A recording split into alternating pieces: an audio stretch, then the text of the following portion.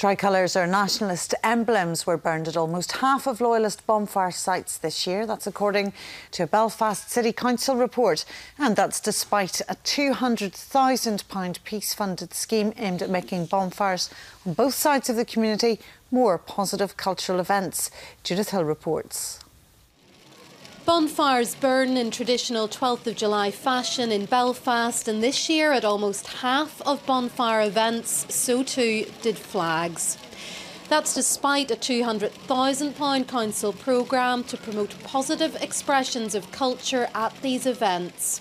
On a bonfire in the Lower Shankill this year, 3 tricolours and a Palestinian flag were burned.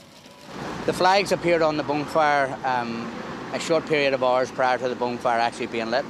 I have to say I'm disappointed, but I'm also not surprised. And to be perfectly honest, I believe that we succeeded in our overall goal.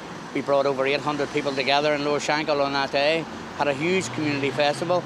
£200,000 has been spent by the council in a bid to remove the problems associated with bonfires. Community groups who got grants had to agree that flags or emblems would not be burned.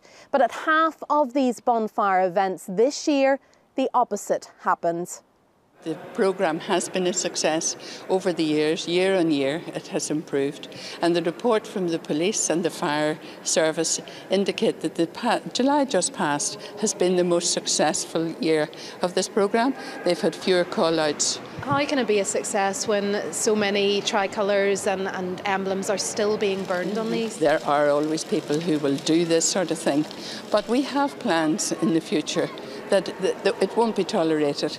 Sinn Féin has raised concerns about the programme and says regulations are being flouted without consequence. But the DUP believes much progress has been made. In the Short Strand, community workers say bonfires in neighbouring communities present them with real problems. I think it's time to move on.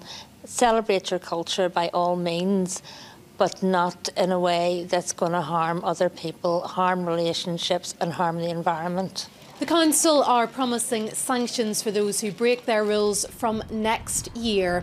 But in the meantime, much work needs to be done to ensure this tradition of burning flags dies out. Judith Hill, UTV Live.